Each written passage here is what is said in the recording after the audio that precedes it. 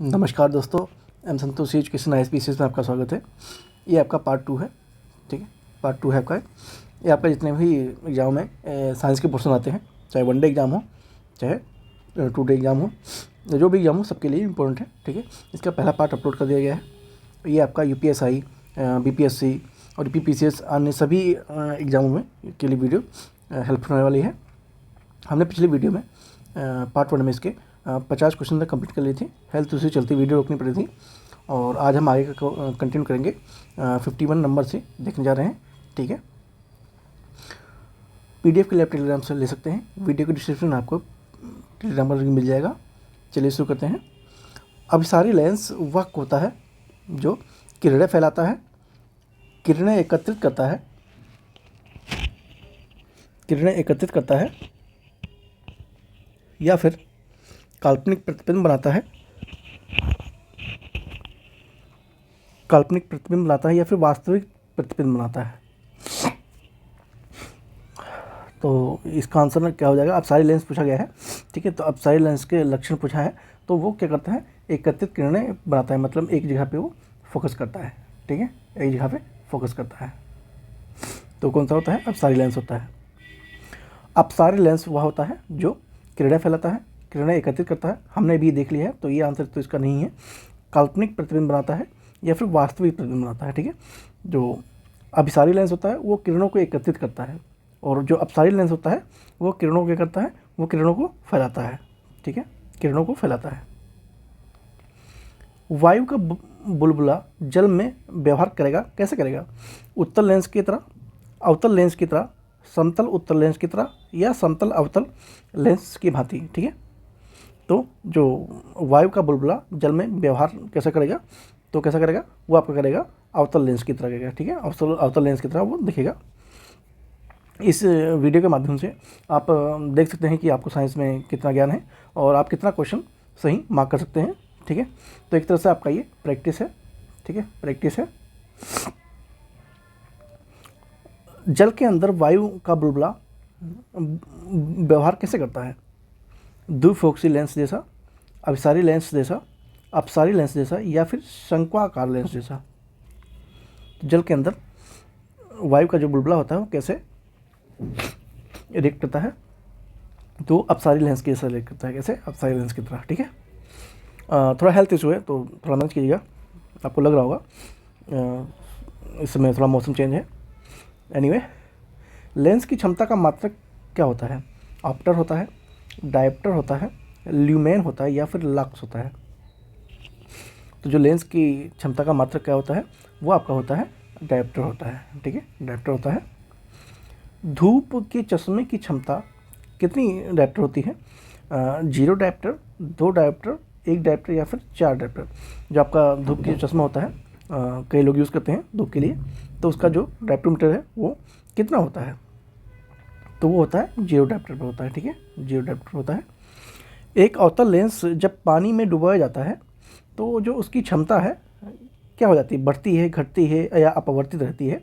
ठीक है, जब एक उत्तल लेंस को पानी में डुबोते हैं तो उसकी क्षमता कैसी हो जाती है? उसकी क्षमता घट जाती है। ठीक है, उसकी क्षमता हो जाएगी, क्या हो जाएगी? घट जाएगी। प्रिज्म से गुजरने पर सूर्य के प्रकाश की किरणें विभिन्न रंगों में विभाजित हो जाती हैं, ऐसा क्यों होता है? ठीक है, तो ऐसा क्यों होता है? प्रकाश किरणें विद्युत चुंबकीय तरंगें होती हैं। प्रिज्म की 2 सतहों पर किरणों का विचलन होता रहता है। प्रिज्म के 2 सतहों पर किरणों का अपवर्तन होता है। विभिन्न रंगों की किरणों का विचलन विभिन्न तरह से होता है। ठीक है, तो जो प्रिज्म है उससे गुजरने पर, सूर्य का जो प्रकाश होता है प्रिज्म से गुजरने पर किरणें विभिन्न रंगों में विभाजित हो जाती हैं, ऐसा क्यों होता है? तो ये पूछा गया था। ठीक है, तो ऐसा क्यों होता है? क्योंकि जो रंग है वो किरणों को विचलन अलग अलग तरीके से होते हैं, यानी कि आंसर आपका हो जाएगा डी हो जाएगा। ठीक है, विभिन्न रंगों की किरणों का विचलन विभिन्न होता है। श्वेत प्रकाश कितने रंगों के मेल से बना होता है? ठीक है, जो श्वेत प्रकाश होता है वो कितने रंगों को मिलकर बनता है? 3, 5, 4 या फिर 7। ठीक है, तो जो श्वेत प्रकाश है ये आपका 7 रंगों से मिलकर बना होता है। कितने?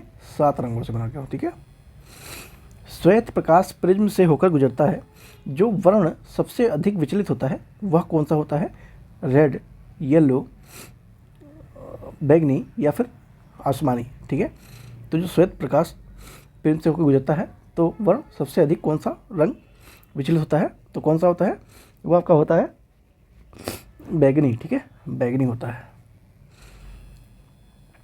श्वेत प्रकाश प्रिज्म से होकर गुजरता है तो जो वर्ण सबसे कम विचलित होता है वह कौन सा होता है, ठीक है। लाल, बैगनी, बैगनी तो होगा नहीं क्योंकि वो आपका यहाँ पे होता है श्वेत प्रकाश के प्रिज्म, ठीक है। तो पीला या हरा, ठीक है। तो श्वेत प्रकाश प्रिज्म से जब होकर गुजरता है तो वर्ण सबसे कम विचलित कौन सा होता है, तो वह है आपका लाल यानी कि रेड। प्राथमिक रंग कौन सा होता है, ठीक है। आई होप ये आंसर तो आपको सबको पता ही होगा। प्राथमिक रंग कौन सा होता है, लाल, हरा, नीला, नीला, पीला, हरा, पीला, बैगनी व नीला, लाल, कत्थई या फिर पीला। तो प्राथमिक रंग पूछा गया है। देखिए आपको देखने में ये भी आसान लग रहा हो कि हाँ आपको पता है, लेकिन जब ऐसे ऑप्शन आपको दिखेंगे एग्जामिनेशन हॉल में और वहाँ का प्रेशर और वहाँ की जो एंजाइटी उस समय की होती है तो उसमें आप क्वेश्चन गलत कर देंगे। तो इसलिए बहुत ध्यान से इन चीज़ों को देखिएगा। तो जो प्राथमिक रंग कौन से होते हैं, लाल, हरा और नीला होता है, ठीक है, ध्यान रखेंगे। प्रकाश का वर्णक्रम में निम्न में से किसका तरंग दैर्घ्य न्यूनतम होता है, यानी सबसे कम होता है, हरे का, बैगनी का, लाल का या फिर पीला का। जो प्रकाश के वर्णक्रम में निम्न में से किसका तरंग सबसे कम होता है, ठीक है, सबसे कम किसका होता है, बैगनी का होता है। निम्नलिखित में से किस रंग का तरंग दैर्घ्य अधिकतम होता है, नीला का, हरा का, पीला का या फिर लाल का, ठीक है। निम्नलिखित में से किस रंग का तरंग दैर्घ्य अधिकतम होता है, तो किसका होता है, लाल का होता है, ठीक है, लाल का होता है। यदि किसी कमरे में हरा विद्युत बल्ब लगा दिया जाए तो लाल वस्त्र दिखाई कैसा देगा, पीले रंग का, नारंगी रंग का, नीले रंग का या फिर काले रंग का, ठीक है। क्या पूछा है, किसी कमरे में हरा बल्ब लगा दिया जाए, ठीक है, तो जो लाल रंग के जो वहाँ चीज़ें रखी होंगी वो किस प्रकार से, मतलब कौन से कलर में दिखाई देंगी, तो वो आपको ब्लैक दिखाई देगा। कैसा दिखाई देगा, ब्लैक दिखाई देगा। लाल कांच को अधिक ताप पर गर्म करने पर वह दिखाई कैसा देगा, लाल, नीला, हरा या फिर पीला, ठीक है। लाल कांच को अधिक ताप पर गर्म करने पर वो किस तरह से शो होता है, तो वो हरा दिखाई देता है। कैसा, हरा दिखाई देता है। प्रकाश का रंग निश्चित किया जाता है वेग के द्वारा, तरंग दैर्घ्य के द्वारा, आयाम के द्वारा या फिर आवृत्ति के द्वारा। तो प्रकाश का रंग कैसे निश्चित किया जाता है, तो वो तरंग दैर्घ्य के द्वारा किया जाता है। किसके द्वारा, तरंग दैर्घ्य के द्वारा। सूर्य की किरणों में कितने रंग होते हैं, 5, 7, 6 या फिर 8। तो सूर्य के किरणों में 7 रंग होते हैं, ठीक है। यदि वायुमंडल ना हो तो पृथ्वी आकाश किस रंग का दिखाई देगा।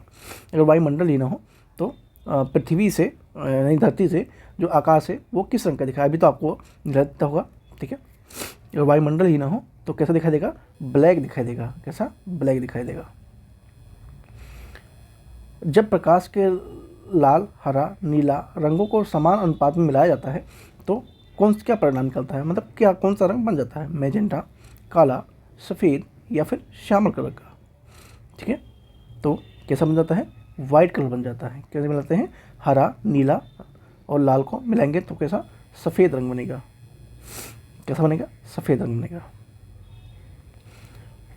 फोटोग्राफिक कैमरे का कौन सा भाग आँख की रेटिना की तरह कार्य करता है, प्रकाश चित्र, शटर, फिल्म या फिर लेंस, ठीक है। फोटोग्राफिक जो कैमरा होता है उसका कौन सा भाग आँख की जो रेटिना होती है, मनुष्य की आँख की जो रेटिना होती है उसकी तरह कार्य करता है, तो वो फिल्म है, ठीक है। कौन है, फिल्म है।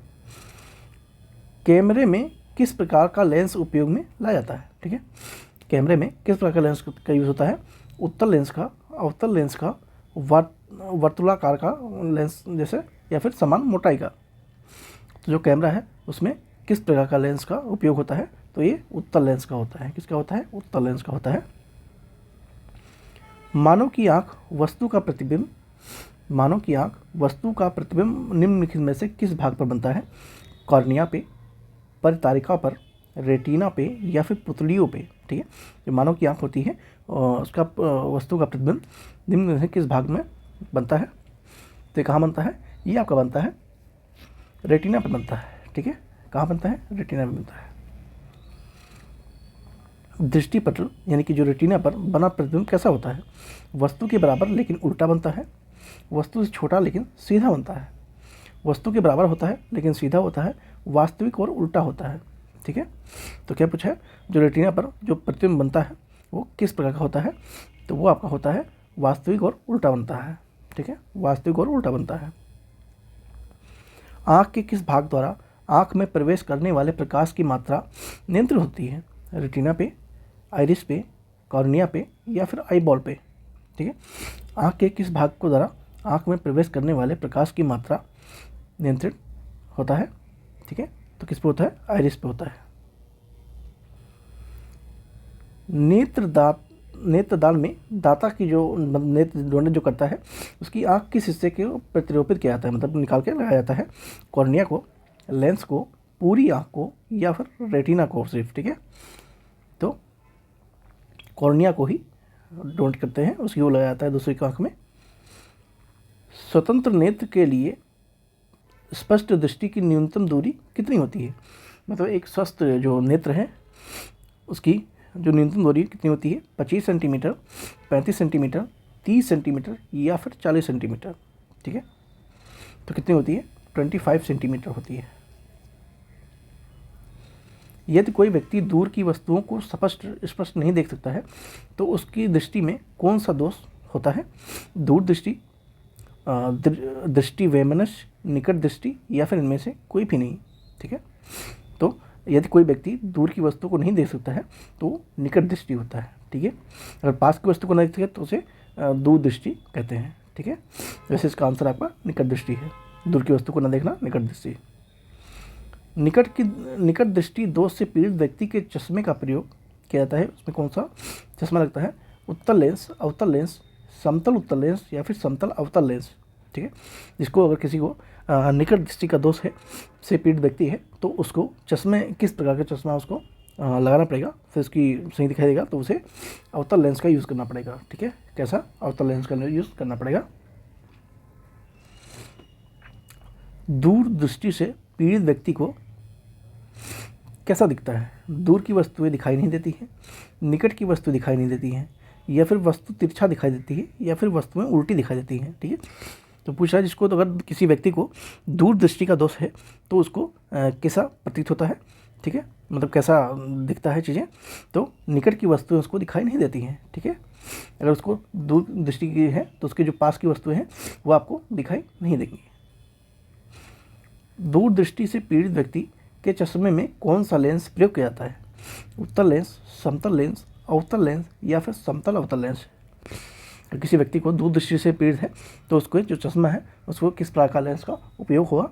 तो उत्तल लेंस का होगा। किसका होगा? उत्तल लेंस का। निकट दृष्टि के लिए अवतल लेंस का प्रयोग होगा, ठीक है। हमने ऊपर देखा है भी। वर्णांधता यानी कि जिसको दृष्टिभ्रम है किस लेंस से दूर किया जा सकता है? अवतल लेंस से, उत्तल लेंस से, बेलनाकार लेंस से या फिर इनमें से कोई भी नहीं, ठीक है। तो इनमें से कोई भी नहीं है, ठीक है। जरा दृष्टि दोष के उपचार के लिए कौन सा लेंस यूज होता है? अवतल लेंस, उत्तल लेंस, अवतल दर्पण, उत्तल दर्पण या फिर बायोफोकल लेंस, ठीक है। तो क्या पूछा है? जरा दृष्टि जो होता है उसको किस उपचार किस लेंस के द्वारा किया जाता है? तो ये बायोफोकल लेंस के द्वारा किया जाता है, ठीक है। अभिबिंदुकता के उपचार के लिए प्रयुक्त होता है अवतल लेंस, उत्तल लेंस, बायोफोकल लेंस या फिर बेलनाकार लेंस, ठीक है। तो इसके लिए बेलनाकार लेंस का उपयोग किया जाता है। मायोपिया से क्या तात्पर्य है? ठीक है, मायोपिया से क्या तात्पर्य है? दूर दृष्टि दोष है, निकट दृष्टि दोष है, या रतौंधी है, या फिर वर्णांधता है, ठीक है। तो ये क्या है? निकट दृष्टि दोष है, ठीक है। मायोपिया को निकट दृष्टि दोष भी कहते हैं। हाइपरमेट्रोपिया का अर्थ क्या होता है? निकट दृष्टि दोष, दूर दृष्टि दोष, प्रेसवायोपिया या फिर जरा दृष्टि दोष, ठीक है। तो ये क्या है? दूर दृष्टि दोष है, ठीक है। क्या है? दूर दृष्टि दोष है। एक आदमी 10 मीटर से अधिक दूरी की वस्तु स्पष्ट नहीं देख सकता है, वह किस दृष्टि से पीड़ित व्यक्ति है। ठीक है, देखिए आपसे क्वेश्चन कई प्रकार से पूछ सकता है घुमा फिरा के, जैसे कि यहाँ पे फिर से पूछा गया है कि अगर 10 मीटर से अधिक दूरी पर, यानी कि दूर वाली जो दूर निकट वाली चीज़ नहीं थी वो पूछ रहा है, ठीक है, तो उसे इस पर नहीं देख पाता है, तो वह कौन से रोग से पीड़ित है। हाइपरमेट्रोपिया, हाइड्रोफोबिया, कैटारेक्ट या फिर मायोफोबिया। ठीक है, तो ये मायोफोबिया से पीड़ित व्यक्ति है। एक मनुष्य 1 मीटर से कम की दूरी की वस्तु को स्पष्ट नहीं देख पाता है, वह व्यक्ति किस दोष से पीड़ित है। दूरदृष्टि, निकट दृष्टि, इनमें से कोई नहीं, या फिर ताल का रोग। ठीक है, तो वो दूरदृष्टि से पीड़ित व्यक्ति है। टेलीस्कोप क्या है, ठीक है, दूरबीन क्या है। दूर की वस्तु को देखी जाती है, नज़दीक की वस्तु को देखी जाती है, पानी की गहराई को मापी जाती है, इनमें से कोई नहीं। तो ये तो अब बहुत आसान क्वेश्चन है, आप सब जानते हैं इसका आंसर क्या होगा। जो दूर की वस्तु है उनको देखने के लिए दूरबीन का यूज़ होता है। घड़ी साज घड़ी के बारीक पुर्जों को देखने के लिए किसका उपयोग किया जाता है। फोटो कैमरे का, आवर्त लेंस का, संयुक्त सूक्ष्मदर्शी का, या फिर दूरदर्शी का। ठीक है, तो इसमें आवर्धन लेंस का प्रयोग किया जाता है। जीव विज्ञान की प्रयोगशाला में सूक्ष्म कोशिकाओं या जीवों के आवर्धन प्रतिबिंब देखने के लिए किसका उपयोग किया जाता है। फोटो कैमरे का, सरल कैमरे सूक्ष्मदर्शी का, संयुक्त सूक्ष्मदर्शी का, या फिर दूरदर्शी का। ठीक है, तो इसमें संयुक्त सूक्ष्मदर्शी का उपयोग किया जाता है।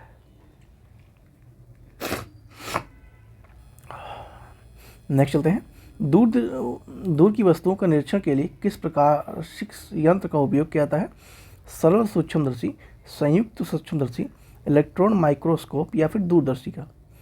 ठीक है, तो इसका आंसर आपका क्या हो जाएगा, दूरदर्शी का उपयोग किया जाता है। दूरबीन का आविष्कार किसने किया था।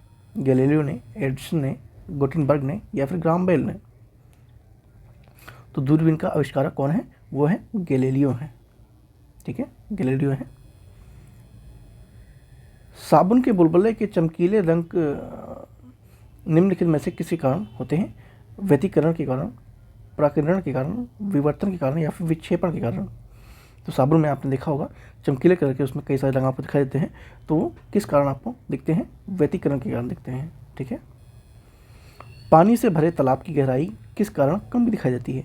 परावर्तन के कारण, अपवर्तन के कारण, विवर्तन के कारण, या फिर व्यतिकरण के कारण। पानी से भरे तालाब की गहराई किस कारण कम दिखाई देती है। ठीक है, तो वो आपका अपवर्तन कारण होता है। तारे टिमटिमाते हैं किस कारण। अपवर्तन के कारण, परावर्तन के कारण, ध्रुवण के कारण, या फिर प्रकीर्णन के कारण। तो तारे टिमटिमाते हैं वो किस कारण ऐसा होता है, ये अपवर्तन के कारण होता है। निम्नलिखित में से किस प्रकार के कांचों में से कौन सा एक परावैंगनिक किरण का विच्छेदन कर सकता है। सोडा कांच, जेना कांच, पाइरेक्स कांच, या फिर क्रुक्स कांच। ठीक है, तो इसका आंसर क्या हो जाएगा, क्रुक्स कांच के द्वारा परावैंगनिक किरणों का विच्छेदन कर सकता है। प्रकाश के निम्नलिखित प्रकारों में किनका पौधों द्वारा तीव्र अवशोषण होता है। बैगनी और नारंगी के द्वारा, नीला और लाल, इंडिगो और पीला, या पीला बैगनी। ठीक है, क्या पूछा है, प्रकाश के निम्नलिखित प्रकारों में से किनका पौधों के द्वारा तीव्र मतलब जल्दी अवशोषण हो जाता है। तो कौन है वो है नीला और लाल का। निम्नलिखित में से किसमें उच्चतम ऊर्जा होती है। नीले प्रकाश में, लाल प्रकाश में, हरे प्रकाश में, या फिर पीले प्रकाश में। ठीक है, तो ये उच्चतम ऊर्जा कहाँ होती है, नीले प्रकाश में होती है। प्रकाश की गति किसके बीच से जाते हुए न्यूनतम होती है। कांच, निर्वात, वायु, या फिर जल। ठीक है, तो सबसे कम गति प्रकाश की कहाँ पे होती है, तो वो होती है कांच में होती है। कहाँ होती है, कांच में होती है। किसी तारे के रंग से पता चलता है उसके भार का, आकार का, दूरी का, या फिर ताप का। ठीक है, किसी तारे के जो रंग होता है उससे क्या पता चलता है, उससे उसके ताप का पता लगता है। आइंस्टीन के E=mc²2 समीकरण में c क्या दर्शाता है। ध्वनि का वेग, प्रकाश का वेग, एक स्थिरांक, या फिर प्रकाश तरंग का धैर्य। ठीक है, तो E=mc²2 में जो c है, यानी कि जो ये c है, ये क्या दर्शाता है? तो ये दर्शाता है प्रकाश के वेग का। क्या दर्शाता है? प्रकाश के वेग को दर्शाता है। सोडियम वाष्प लैंप प्रेषणक प्रकाश के लिए प्रयुक्त होता है क्योंकि ये रास्ते सस्ते होते हैं। इनका प्रकाश एक वर्णी है और पानी में की बूंदों से गुजरने पर विभक्त नहीं होता है। ये आँखों के लिए शीतल है। ये चमकदार रोशनी देते हैं। ठीक है, सोडियम वाष्प यानी कि जो लैंप सड़क प्रकाश के लिए प्रयुक्त होता है, तो ये क्यों होता है? क्योंकि ये एक चमकदार रोशनी निकालते हैं, इसलिए इनका यूज़ होता है। पीले रंग का पूरक रंग कौन सा है? नीला, नारंगी, हरा या फिर लाल। ठीक है, तो पीले रंग का पूरक रंग कौन सा है? तो वो आपका कौन सा है? नीला है। ठीक है, नीला है। अंतर्दर्शी यानी कि एंडोस्कोप क्या है? यह आहार नाल के भीतर देखने के लिए प्रयुक्त एक प्रकाशिक यंत्र होता है। यह अनियमित हृदय स्पंदन को नियमित करने के लिए रोगी के वक्ष पर लगाया जाने वाला एक उपकरण है। यह कान के विकास की जांच के लिए प्रयुक्त एक यंत्र है। यह मांसपेशियों द्वारा जनित विद्युत सिग्नलों को रिकॉर्ड करने के लिए एक यंत्र है। ठीक है, तो जो अंतर्दर्शी होता है यानी कि एंडोस्कोप पूछा है क्या है, तो ये क्या है? यह आहार नाल के भीतर देखने के लिए एक प्रयोग करने वाला प्रकाशिक यंत्र होता है। ठीक है, ठीक है, आहार नाल से संबंधित है। तो यहाँ पे आपके दो ये वाली वीडियो मिला के आपको 105 क्वेश्चन हमने साइंस, फिजिक्स, केमिस्ट्री तीनों को मिला के हमने कर लिए हैं। बाकी और भी आगे करेंगे। ठीक है, और रही बात इसके आंसर की तो आंसर की आपको इसी PDF के लास्ट में यहाँ पे आपको देखने को मिल जाएगा। ठीक है, यहाँ पे 1 से लेके आपका 1 से 105 तक के पूरे आंसर दिए हुए हैं। PDF के लिए आप टेलीग्राम से जुड़ सकते हैं, लिंक आपको बता ही दिया है, वीडियो डिस्क्रिप्शन मिलेगा। और प्लीज़ अगर वीडियो अच्छी लगी हो तो चैनल को सब्सक्राइब और वीडियो को लाइक करना बिल्कुल ना भूलें। ठीक है, तो मिलते हैं नेक्स्ट वीडियो में। थैंक यू सो मच दोस्तों।